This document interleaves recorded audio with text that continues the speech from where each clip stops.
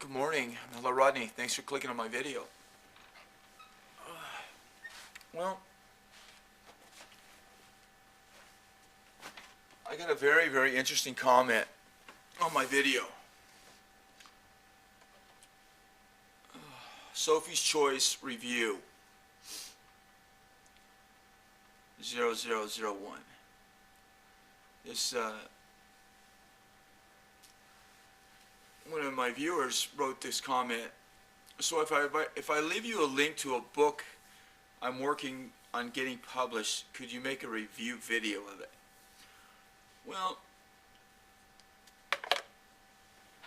you know, the thing about people that do things that are really personal, whether it's painting or writing or gardening or whatever it is, people do things because they have this desire to do it, a love of it, and they become attached to what they do. And in the book that I did review, Sophie's Choice, the writer, the main character, is a writer. And there was a part in the book where one of the characters in the book, who he had high respect for, critiqued his writing and gave him a glowing review. And then later on in the book, he gave him an unglowing review of the same material. So he was flattered and had the impetus to carry on. You know, he would have carried on anyway. You know, I mean, if you're a writer or a painter or something like that, and you quit doing what you're doing because somebody criticizes you, then it means that you didn't have faith, and you didn't have faith in what you were doing. So you let somebody, you know, basically push you around. Now, if you're somebody like me, and someone says something to you, you know, I'll usually ignore it, which is not a good thing. Sometimes you have to, you know, it's best to accept all the criticism or whatever you get, and then, you know, run it over in your own mind and then see if it makes any sense. But I don't encourage a lot of stuff in people anymore. You know, I introduced these two people together. They got married, had 2 kids, and got divorced. I introduced this guy to this girl. He took her out, got her pregnant. I don't do it anymore. You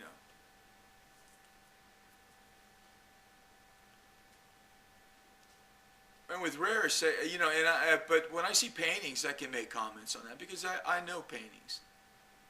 Unfortunately, I'm probably a better critic than I am a painter. But I don't care because this is the way I paint. You know, the way I paint is the way I paint. And it's personal to me. And it's better to have someone that does something that's personal than that's personal. In some ways, I think it's better to do something that's personal and bad than to do something that's impersonal and good. There's just lots of good stuff out there. You know, thinking about art. I don't know that much about writing. I know that book, Sophie's Choice, was written in a style that is not good for my personality. And then I started reading this book, The Good Earth, and got too attached to the characters and couldn't go through their...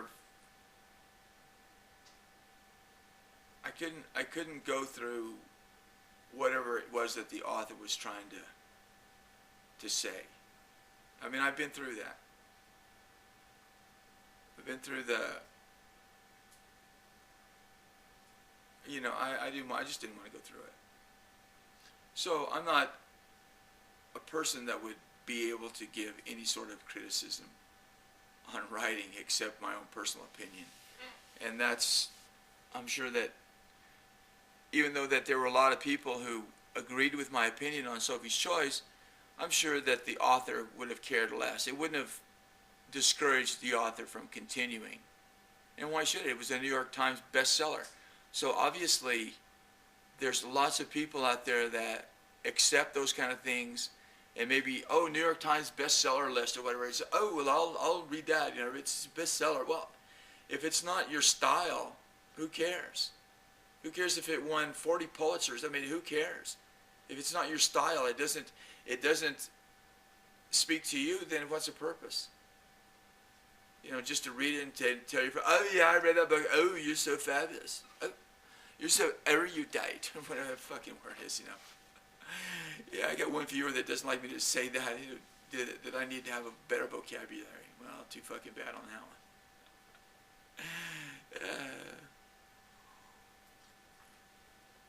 You know,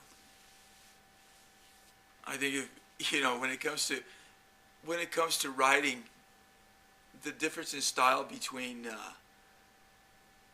Skyron and Pearl S. Buck is like the difference between night and day. I choose Pearl S. Buck. And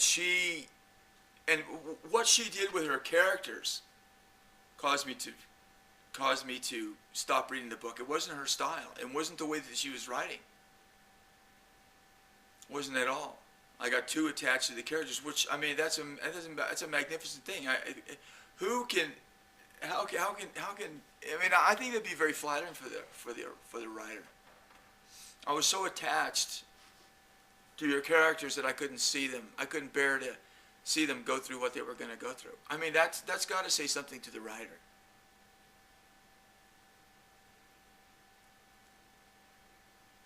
I mean, if I were to say what I said to Skyron about the way he writes, he would just look at me like I'm an oaf, you know.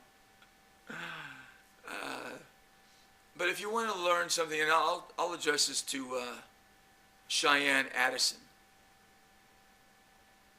If you want to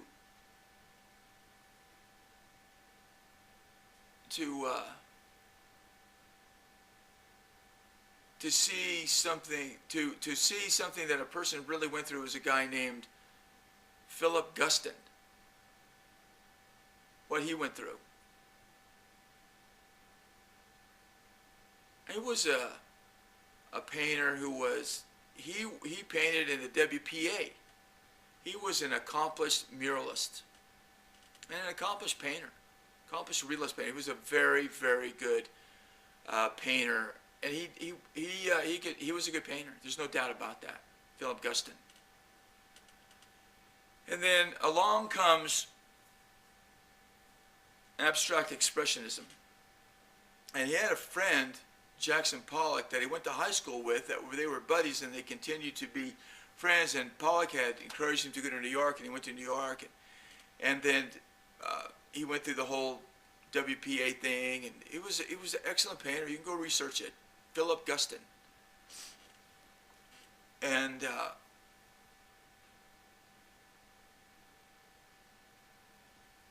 so along comes abstract expressionism. Now, Philip Guston was a person that was a part of his time. He was of his time. And he was making it the way that he could make it. And then when abstract expressionism came on, he was encouraged to do that. And I remember this one person saying that it was easy for Jackson Pollock to go into abstract expressionism because he didn't have much to lose. He wasn't a good draftsman. He wasn't that good at it.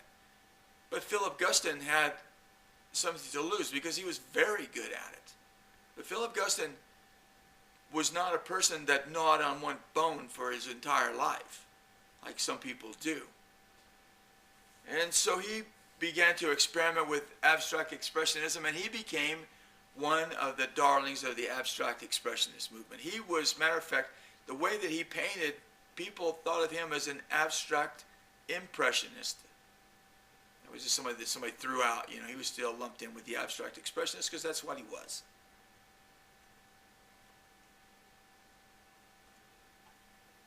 And then what happened with him is that he was very content, I would think, to be doing that at that time because he was getting a lot of acclaim and getting a lot of, he was successful.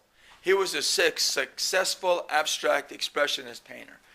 And these are very intellectual types of people. You know, I'm not so sure that abstract expressionism isn't really more of a literary thing than it is a painting thing. But I mean, that's kind of, I'm not sure about it. I don't know that much about it, about abstract expressionism and why people, exactly why people did it, you know, and what were their motivations.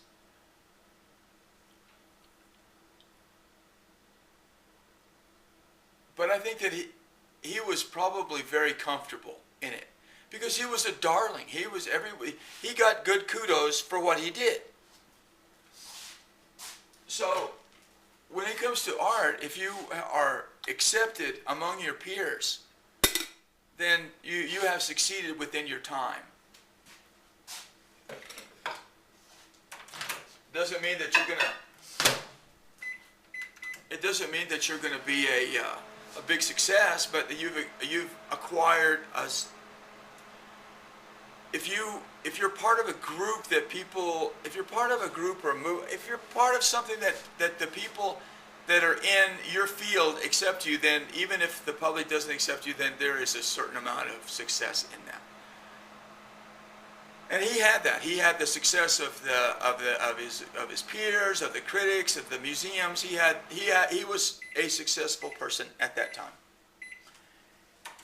And then along comes the 60s, the 50s and 60s, where things are starting to, in the 60s, things are starting to come apart. And because of his particular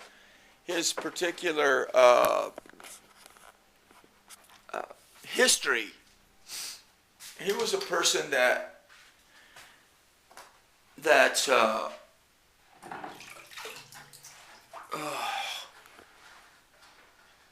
he was a person that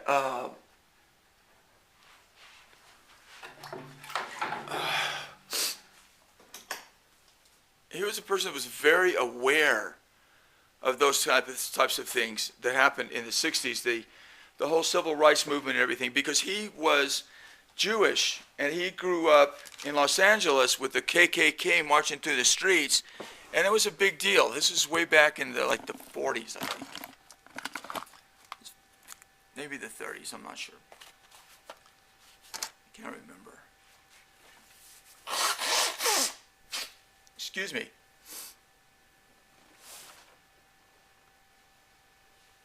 So he later made the comment that how could he go into his studio and match a blue to a green or whatever it was when things were outside changing the way that they were. It's basically what he said. So he changed and went back into doing more figurative work. But it was a strange kind of figurative work relative to what he had done in the past, and was very reminiscent of cartoons. And so when he had this show at the Marlboro Gallery in New York, 1970, all his friends were there. De Kooning, the king of the abstract expressionists, his wife, who walked around during the show and was telling everybody that this was embarrassing kind of a thing. He actually lost friendships that he had over that show because it was a mutual admiration society. This is my thinking on it. And when you have a mutual admiration society, and then you go in and do something that is against that which the society has been organized, then now you're the enemy. You've basically gone in and spit on everybody, even though that's not what he was doing. They couldn't accept it. They could not accept that this guy who was, well, there was an art criticism written about him. I think it was Hilton Kramer, I think it was. New York Times wrote something to the effect that he was a Mandarin pretending to be a stumble bum. So he lost friendships over that. He lost his gallery, but he didn't stop painting. And he actually prevailed in the end. And it was at the time, de Kooning said to him about people not accepting, about these mutual admiration society. These are my words. Not accepting what he was doing, and de Kooning said, "What do they think? We're all on the same baseball team? What do they think? We're all on the same baseball team?" He said it once. Just wanted to hear myself say it again if that was exactly what he said. You can look it up. But it was true. They're not on a baseball team. He wanted to go a different direction and they wouldn't let him. But he went anyway. And I think that was the beginning. I think that was probably the first crack in abstract expressionism. But to get back to this person who had asked if I would review their writing for this book they're trying to write, you know, there's just no way that I would do something like that, because there's too heavy a responsibility in that act. It's too heavy. If I say zig and you zigged, you should have zagged. If I say zag and you zagged, you should have zigged. It's up to you. It's your passion. You have to figure it out on your own. And sometimes you get to my age and you still haven't figured it out, but it's still what you do. Mel Rodney, thanks for watching, and bye-bye.